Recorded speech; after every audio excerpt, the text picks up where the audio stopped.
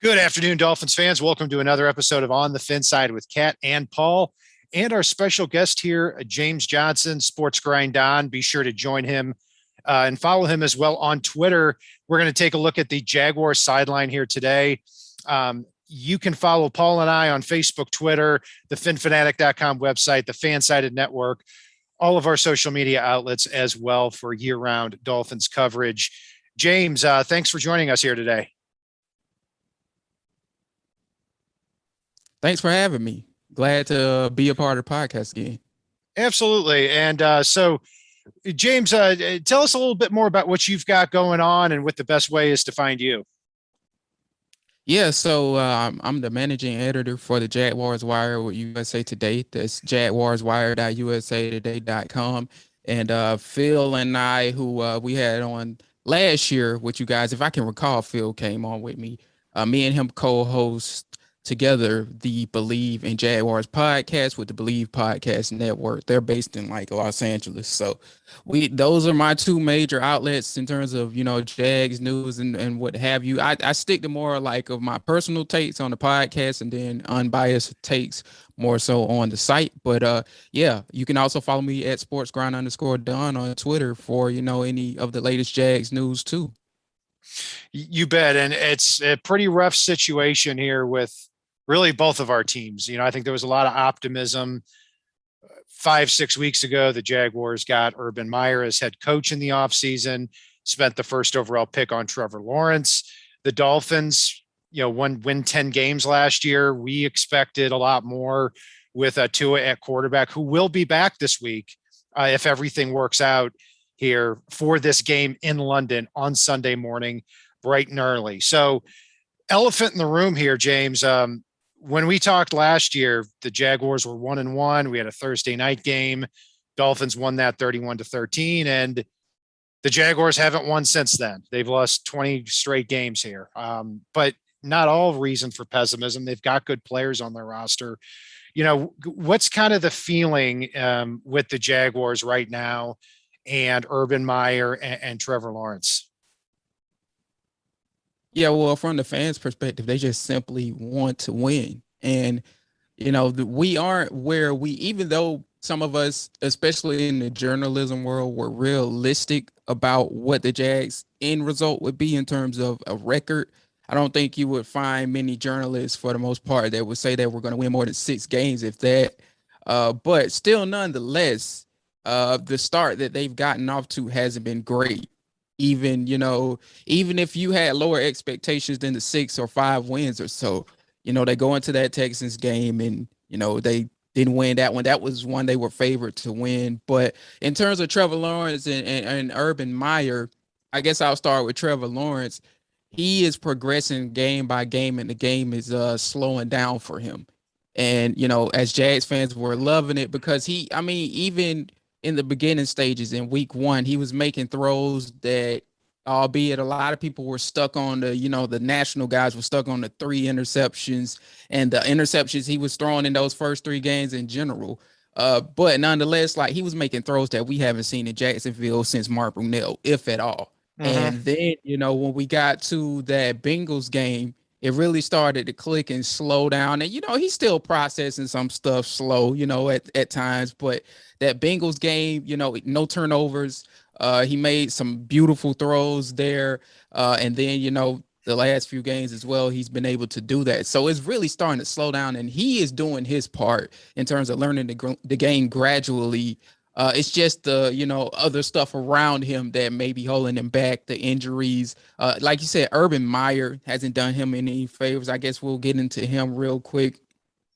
Urban Meyer is a guy who, it looks like the NFL game is overwhelming him, if you ask me. It's a lot of, I need to relay to my coordinators on this and that, I guess I would say too much of that is how I'm trying to put it in my book, when he's supposed to be the head guy and he's supposed to be a micromanager, and it appears like he's in over his head right now. So we'll see if he can figure it out and get it together. But right now the early looks aren't that great on his end of the deal. Yeah, and like you said about Trevor Lawrence and the Jaguars here. Watched that Thursday night game. They got off to a 14-0 lead. Bengals came back and won 27-24 when it was first round pick Joe Burrow against this year's first round pick Trevor Lawrence. Then this past week, they lose 37-19 to the Titans. But at one point there, the Jaguars looked like they were going to bring it in the fourth quarter to within a touchdown. They get stopped on 4th and 1. Titans get the ball back. They end up pulling away with that one. So, it hasn't, they've been competitive, which is something I really can't say a lot for how the Dolphins have looked over the last 4 games, especially most of the time. So, but moving on past Trevor Lawrence here, who on the season 104 for 175 or 104 completions and 175 attempts, 59.4% completion percentage for our listeners. 1,146 passing yards, 6 touchdowns, 8 interceptions, quarterback rating of 71.3. Obviously, that's skewed a lot by the interceptions he had in the first couple of games. But in the backfield, probably, in my opinion, one of the more underrated offensive players in the game, James Robinson at running back. I mean, you don't really hear a lot about him in the the media because, the Jaguars haven't won in a long time. But last year he had in 14 games, he had 1,414 total yards. This year he's got 475 total yards in 5 games. So you're talking about in 2 years, almost 100 total yards per game. Since the beginning of the 2020 season, after being undrafted out of Illinois State. So that I think is going to be a big matchup here. James Robinson against a Dolphins run defense that is struggling. That's absolutely correct. Because what this season has boiled down to in terms of, helping Trevor Lawrence cut down on the interceptions, right, was utilizing James Robinson more. And the argument could be made. It was no argument in it. He still needs to be utilized more. He still has yet to register over 18 carries this whole season. But in the first 2 games, he only had 16 carries. And as you just threw out in those statistics, he's a guy last year that you cannot give him the ball just 16 times in the first 2 games and, kind of just weed him out of the game plan like that. He's the key to essentially helping your franchise quarterback get stuff together, which we've seen in the last 2 to 3 games, right? So even with that being the case, even with him getting 18 carries, me and Phil have argued, and many of the fans have argued, that's a guy that needs to touch the ball 23, 24 times a game, And I don't know if it's because Carlos Hyde is getting in the way of that. He's the number 2 guy. He has ties to Urban Meyer from Ohio State, whatever the case may be. But he is, as you said, one of the more underrated players in football. He was ranked number 100 on the NFL top 100s list, the one that's done by the players. Mm-hmm. So, the players are well aware of him. And, it's only going to go up for him if the Jaguars allow him to get the touches that he needs to get, because let's face it. They have a lot of good skill guys there, but none of them should be getting the ball more than James Robinson. Absolutely. James Robinson, 5.8 yards per carry this year, 4 touchdowns. I think it's criminal he hasn't gotten the ball more than 16 times, especially with how much Trevor Lawrence has thrown the ball this year. At the wide receiver position, they lose DJ Chark for the season, they put him on injured reserve. You could probably talk about more of how much time he's going to miss than I can, but still a pretty good tandem there with Marvin Jones II, who they signed from the Lions this offseason, and Laviska Shenault, who can be a terror after the catch if you give him the ball in space. Yeah, this again, going back to what I was saying, they have the skill guys for sure. And in terms of Chark, I guess I'll start with him. They've been kind of quiet on his situation since he's been injured. But we did see this on Instagram. Him and Travis Etienne, they call themselves the Scooter Gang. They're both on scooters right now. So, not to make fun of them, but they're making light of a situation that, that had fans down initially because both of those were speed threats for the team. So, it's just good to see those two in high spirits and, ready to return to football whenever that is. So we really don't know when Chark is coming back because the injury, it seemed like he would be out for the season, but none of us are doctors necessarily. But I mean, just based off of, breaking your ankle, it's like, yeah, I don't think you're coming back for the season. But they put him on IR and they didn't end the season. So it's up in the air. I guess we'll know in 2 more weeks because that'll be the IR period where they'll probably revisit things and give more information on that end. But yeah, in terms of Laviska and Marvin Jones Jr., yeah, Marvin Jones Jr. is a guy that they picked up in free agency, as you said, because he had ties with Darrell Bevell, the offensive coordinator. They worked together in Detroit, obviously, for 2 years. So he knows this offense better than anybody. He came into training camp knowing this offense better than anybody, and it showed. He was Trevor Lawrence's favorite target in training camp. So that's starting to translate to the field. Sometimes he's not necessarily the best separator or whatever the case may be. He's more of the crafty guy, in my opinion, in terms of his route running ability. But he can separate at times. But if you're depending on him to be your number one guy and your top separator, you're probably in some trouble there. But he is a guy that can get you a lot of action in the end zone. This guy had like 9 touchdowns in 3 of the last 4 years. So that's his deal. And then, as you said, Laviska Shenault, great after the catch. I mean, for crying out loud, they played him at running back last year at times. So, I mean, and that was what he kind of did at Colorado. He was a gadget guy. They could put him at running back. They can put him on the outside. They could put him in the slot. But this year, they came into the season wanting to utilize him in the slot, of course, and nothing more. However, Chart got injured, so now he's going to probably have to play more on the perimeter. And it might take him a little time to get acclimated to playing on the perimeter as opposed to the slot. But nonetheless, he is a very, very monstrous player after the catch, hard to bring down. He tried to sun the whole Titans defense on one play. I don't know if y'all seen that highlight. I saw that. Yeah, that was toward the end of the game. I saw it was like a 50-yard catch, and he broke about 6 tackles. And that's, like you said, kind of a wide receiver and a running back spotty after the catch. And that'll be an interesting matchup. Xavier Howard and Byron Jones going up against Marvin Jones and Laviska Shenault on the outside. If Chark were in there too, would be something that certainly would have benefited the Jaguars even more. One thing I'm curious about too, James, the Jaguars offensive line, they spent second round pick on Cam Robinson in 2017. And then a few years ago, draft Juwan Taylor at the right tackle spot. At center, Brandon Linder's been very solid for them, but he's gone on injured reserve. Tyler Shatley looks like he's going to take his place. From a distance, it looks like this is a unit that the Jaguars have struggled with. How have they done here in the first 5 games? Yeah, well, in my opinion, they've been serviceable, and Trevor Lawrence hasn't necessarily got hit or been sacked a lot. I'll have to look up the number because I stopped counting this week. But he hasn't been necessarily hit a lot. Now, in the preseason, it looked like it would be an issue. Like if you watch the Jags in the preseason, they literally, I think they had 2 to 3 preseason games. People would turn on the game and be like, oh man, I fear for Trevor Lawrence's life.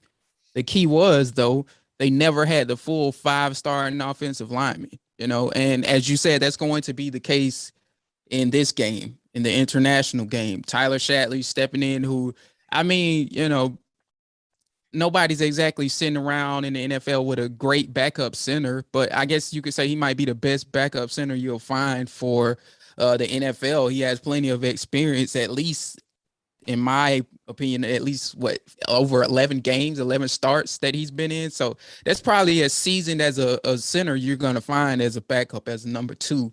But that is that area in this game in particular, in terms of running the ball, is where I'm concerned, is that Tyler Shatley versus Christian Wilkins matchup. I highlighted that in the newspaper with USA Today, if anybody want to get that off the shelf. But like that matchup could cause problems, because if they can't get James Robinson going and Wilkins is beating Tyler Shatley, then the Jaguars are going to have to resort to using their receivers more than they would like to. And again, like I said, these guys are good skill guys, but not necessarily the best separators.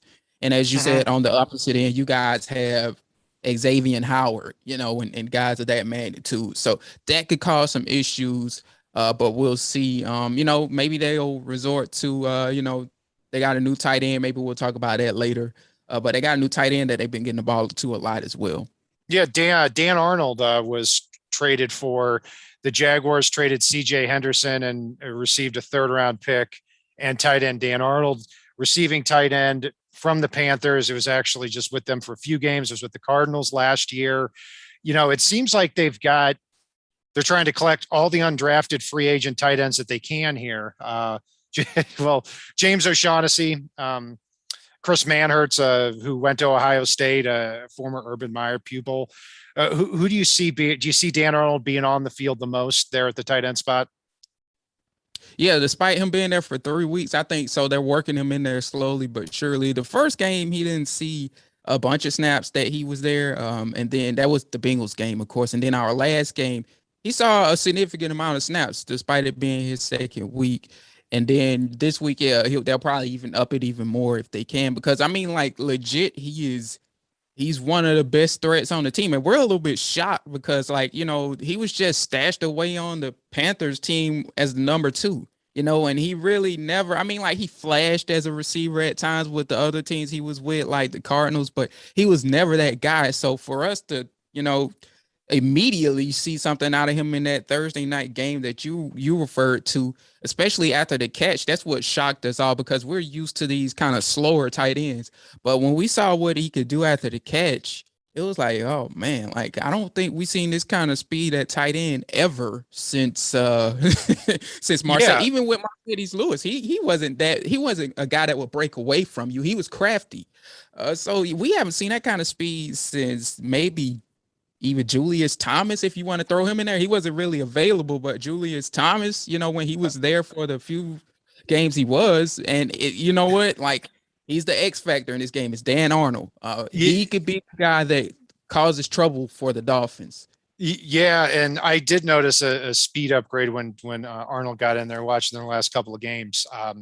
He caught 2 passes in a row quickly for about 30 yards against the Bengals. Didn't really use them the rest of the game, and I think they should get him a little bit more involved.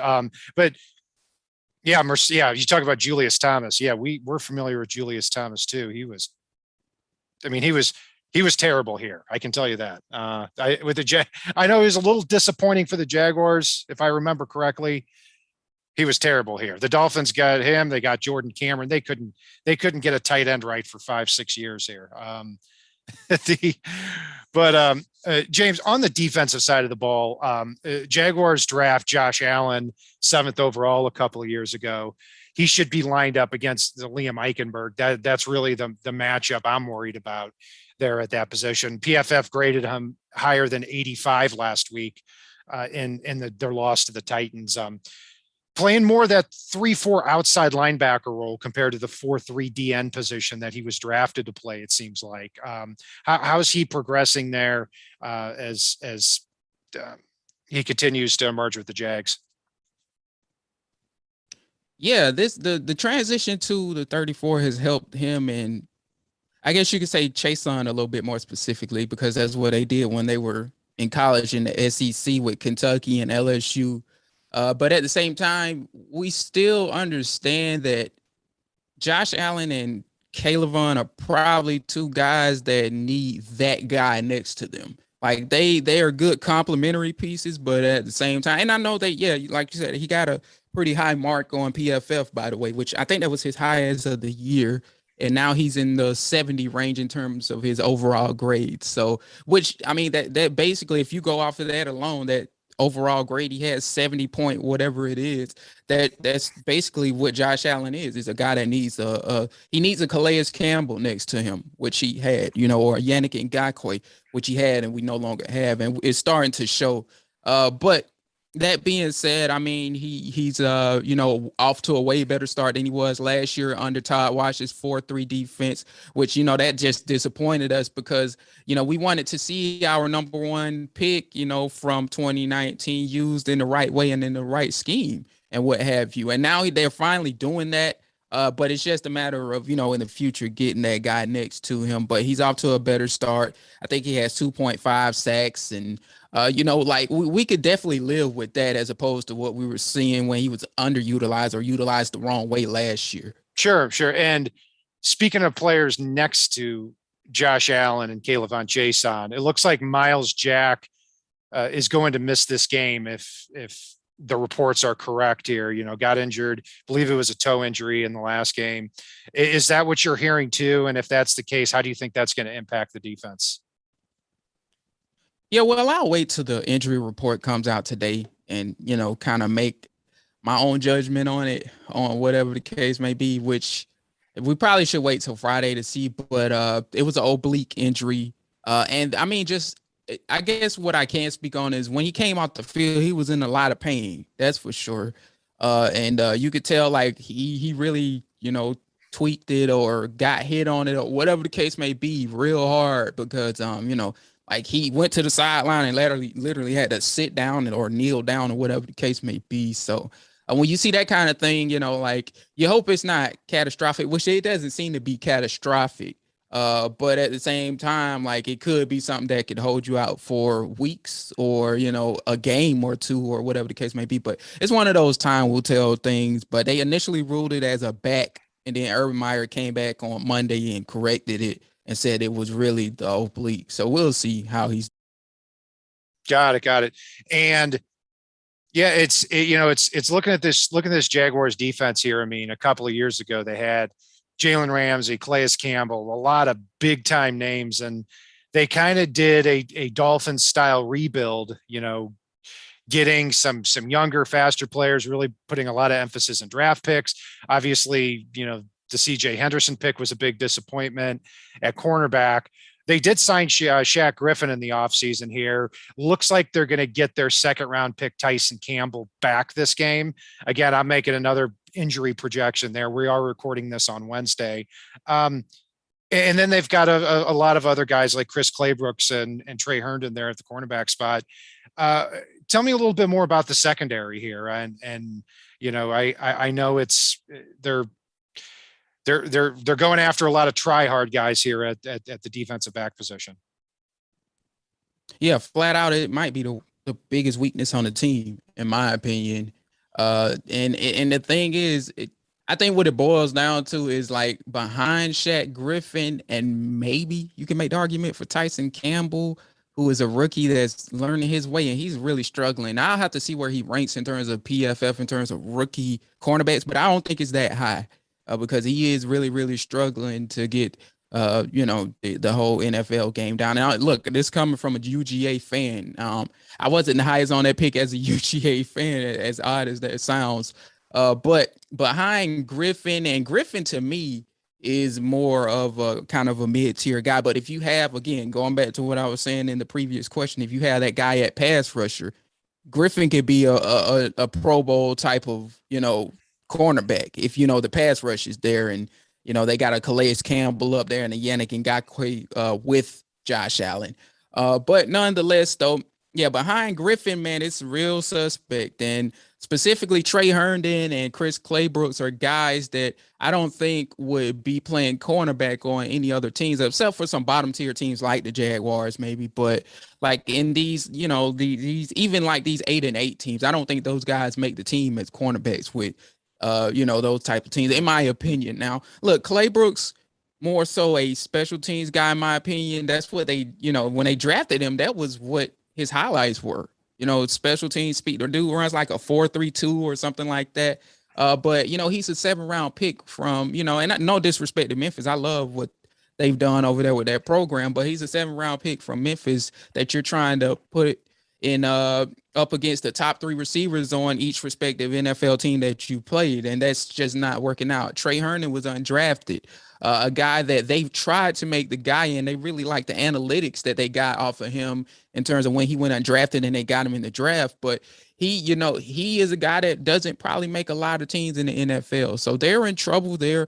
They need to figure out something there. Me and Phil have argued they might need to even make a trade there before the trade deadline and get a guy.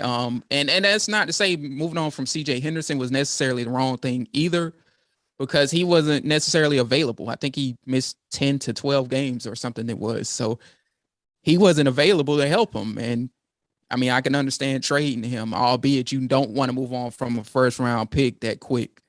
Yeah, Tyson Campbell, you watch more Georgia football than I do, I'm sure.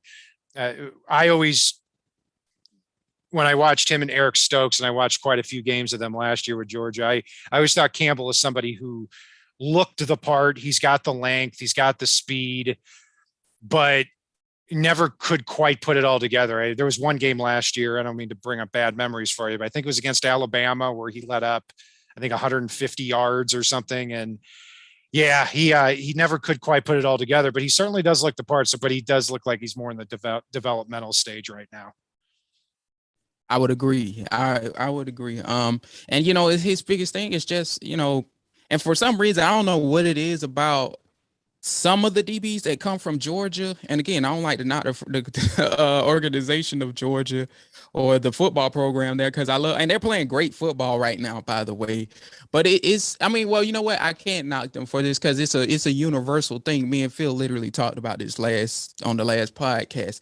A lot of these guys in the college in the Division I of these elite programs aren't, aside from maybe Alabama, aren't really getting their players ready for the NFL. That's what it boils down to. Even at the most important position on the field, you can argue they're not getting these quarterbacks ready to play in the NFL. I mean, Trevor Lawrence, of course, is an exemption because Trevor Lawrence can do everything. He can play any game you want him to play and be good at it. Like he might be literally the chosen one.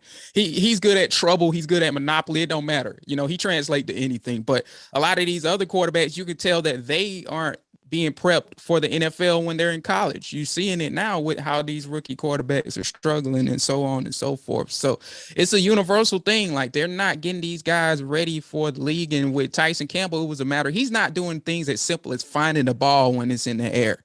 And when Kirby Smart is your coach, you have to ask yourself, how is that possible? How is that even a thing? A defensive backs coach, a former safety himself. But, that's where we're at with the college game. And it's starting to show.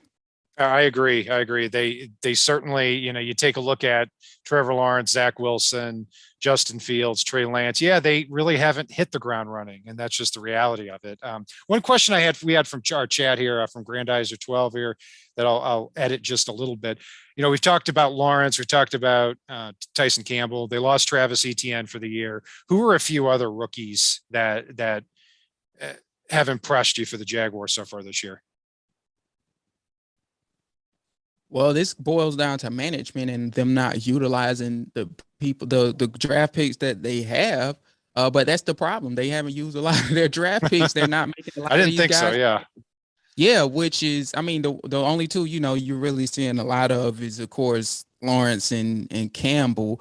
And then, they got Walker Little with the pick they traded for. One of the picks they traded for Yannick Ngakoue, who's an offensive tackle from Stanford. He looked really good in training camp. But the problem is they franchise tag Cam Robinson. So, what are the chances he's going to get on the field? Unless, bearing an injury. If an injury happens, he'll get on the field. We'll get to see what he can do. The other guy, I mean, I can only speak on these guys standing out in training camp because they're not putting them in the games. But Andre Cisco, safety from Syracuse, he's a guy we've long been lobbying to get on the field. I mean, we just basically spoke on the secondary issues. It's hard to imagine why he's not getting on the field more. Albeit, Andrew Winger, he gets a lot of grief, but he's played better than some people believe he has. But still, Rayshawn Jenkins, who they paid a lot of money to in free agency, a starter for the team. Maybe Cisco should be playing in his place. I know they paid him a lot of money, but Cisco could probably do a better job than him just based off of what we've seen so far. He's kind of been average to below average. So, people are concerned about him not getting any time. And the last one I think I could really speak on, Jay Tufel. He finally got in the game this, what was it, last Sunday? It was his first game. They made him active. He actually registered a positive PFF grade. And this is a defensive tackle from USC. He registered a positive PFF grade in pass rushing and in general, I think. But his pass rush grade was like a 75 or something. And that's something to watch is, because they need help with that pass rush. Do they continue to put him in games, and does he continue to help them there? He could be one of the more underrated guys in this class. Certainly. Thank you for fielding that question there, James. And so, yeah, we've talked about the Jaguars roster, great breakdown there, position by position. It looks like really the Dolphins receiving tandem here. They'll be without Will Fuller, but Jalen Waddle and Devontae Parker going up against that secondary is certainly one the Dolphins need to win. if they're going to move the ball through the air. And for the Jaguars, a big matchup advantage they have. It looks like James Robinson, with how well he's played going up against the Dolphins run defense, they're averaging just over 5.3 yards a carry to opposing starting running backs here this year. But what is your score prediction for the Jaguars versus Dolphins this Sunday in London? Yeah, I went with the shootout actually, and this may be, well, since the Texans game, this may be the first one I've chosen in the USA Today actual weekly paper that I've gone with the Jags. And I went with the Jags only because the Dolphins defense is ranked 26 overall. And you kind of shed some light on that just now, but this is probably one of the more struggling defenses they'll face.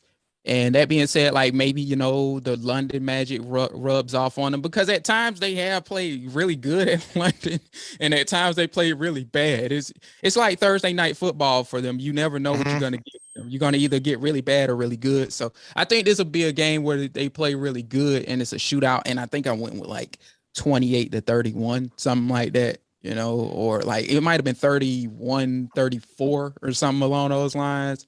But I'm expecting a high one, and I went with the Jags surprisingly for the first time since week 1 in this one. Dolphins favored by 3.5 points right now, but a lot of people are picking the Jaguars here. And I think a lot of people feel Trevor Lawrence is due for a big game, and Urban Meyer needs something in the win column, given, kind of what's been said about him over the last couple of weeks. James Johnson, thank you for joining us here. Be sure to join Sports Grind on Twitter, as well as the Jaguars Wire with the USA Today. I'm Brian Cat NFL. You can follow Paul and I on Facebook, Twitter, the finfanatic.com website, and all of our other social media outlets, as well as the Fansided Network. Be sure to watch the Dolphins Jaguars game bright and early this Sunday morning in London. And if it's not on the right side and it's not on the left side, it is on the Fin side.